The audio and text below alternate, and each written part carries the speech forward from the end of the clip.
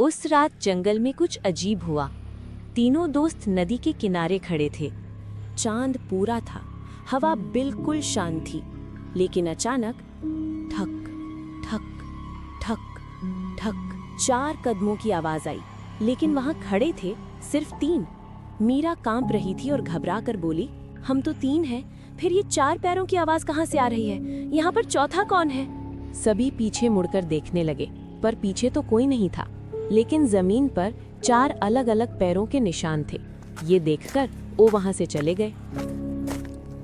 अगली सुबह जंगल के जानवर डर से छिपे हुए थे। किसी ने रात को एक काला साया घूमते देखा था।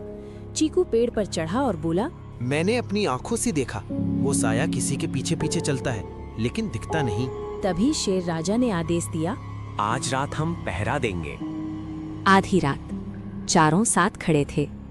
फिर वही आवाज, ठक ठक ठक ठक।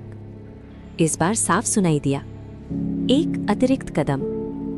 गजराज ने जमीन पर जोर से पैर पटका। आवाज रुक गई, लेकिन कुछ सेकंड बाद चीकू अचानक पेड़ से गिर पड़ा। वो चिल्लाया, किसी ने मुझे धक्का दिया। मीरा ने ध्यान से देखा। चांद के प्रकाश में परछाइयां लंबी हो रही थीं, लेकिन चारों की परछाइयां 5 थीं। 5वीं परछाई अलग हिल रही थी। शेर राजा गरजे, सामने आओ, सामने आओ। 5वीं परछाई अचानक जंगल के अंदर भागी। चारों उसके पीछे दौड़े। वो परछाई उन्हें पुराने बरगद के पेड़ तक ले गई। वहां जमीन पर एक पुराना दर्पण पड़ा था। जैसे ही चांद की रोशनी उस पर पड़ी, दर्पण चमक उठा और अचानक समझ आया, वो कोई भूत नहीं था, वो डर का खेल था। दर्पण और रोशनी से किसी ने भ्रम पैदा किया था। लेकिन वहां खड़ा सियार, वो हंस रहा था। मैं चाहता था कि सब डर कर जंगल छोड़ दें, ताकि मैं अकेला राज कर सकूं। चीकू बोला, तो चौथा कदम किसका था? सियार ने दिखाया, लकड़ी का एक नकली पंजा। वो पीछे से बांधकर चलता था, ताकि और एक कदम की आवाज आए। सबको लगा कहानी खत्म हो गई, लेकिन रात को फिर वही आवाज आई, ठक ठक ठक ठक। इस बार सियार उनके साथ बंधा हुआ था। चारों एक दूसरे को देखने लगे। मीरा धीरे से बोली, तो फिर ये आवाज किसकी है? चांद बादलों में छिप गया और जंगल में फिर सन्नाटा छा गया। क्या सच में जंगल में कोई अदृश्य शक्ति है, या अभी भी कोई और राज छिपा है? सियार पकड़ा जा चुका था।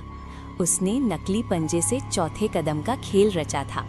सबको लगा मामला खत्म, लेकिन उसी रात फिर वही आवाज, ठक ठक ठक ठक। इस बार आवाज पेड़ों के ऊपर से आ रही थी। चीकू कांपते हुए बोला, मैंने कुछ नहीं किया इस बार। सियार भी डरा हुआ था। ये मेरा काम नहीं है। अब डर असली था, ऊपर से आती आहट। चारों ने आसमान की ओर देखा। चांद के सामने से कोई काली आकृति गुजरी। मीरा की आवाज कांप गई। वो उड़ रहा था। गजराज बोले, जंगल में उड़ने वाले तो कई पक्षी हैं। तभी एक भारी छाया पेड़ की सबसे ऊंची डाल पर आकर बैठी, लेकिन उसकी आंखें नीली चमक रही थी। तभी शेर राजा वीर को कुछ याद आया। बहुत साल पहले जंगल में एक छाया जंगल की रक्षा करती थी। चीकू ने पूछा, रक्षक या डराने वाला? रात गहरी हो गई। फिर वही 4 कदम।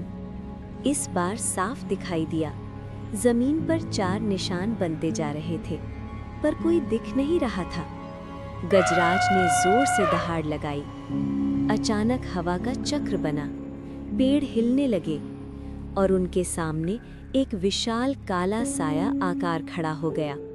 वो कोई भूत नहीं था, वो एक विशाल काला उल्लू था, जिसकी आंखें नीली चमक रही थीं। वो बोला नहीं, लेकिन उसकी आंखों में चेतावनी थी। शेर राजा समझ गए, तुम हमें डराने नहीं, चेतावनी देने आए हो। उल्लू ने अपने पंख फैलाए। पास के पहाड़ से धुआं उठ रहा था। पहाड़ के उस पार कुछ शिकारी डेरा डाले थे। वे जंगल में आग लगाने की तैयारी कर रहे थे। उल्लू की नीली आंखें उसी दिशा में इशारा कर रही थी। तो चौथा कदम हमें वहां तक लाने के लिए था। चारों तुरंत हरकत में आए। चीकू ने ऊपर से निगरानी की, गजराज ने पानी से भरी मिट्टी तैयार की, मीरा ने जानवरों को सुरक्षित स्थान पर पहुंचाया। शेर राजा सीधे शिकारियों के सामने पहुंचे। उनकी दहाड़ से शिकारी घबरा गए। उल्लू आसमान से नीचे झपटा, उसकी परछाई और भी विशाल लग रही थी। डरकर शिकारी भाग गए। सुबह हुई। जंगल सुरक्षित था, लेकिन जहां उल्लू बैठा था वहां कोई नहीं था, सिर्फ 4 गहरे पंजों के निशान। चीकू धीरे से बोला, क्या वो सच में था या जंगल की आत्मा? शेर राजा मुस्कुराए। हर रहस्य का जवाब जरूरी नहीं होता। कभी-कभी विश्वास ही सबसे बड़ी सच्चाई होती है।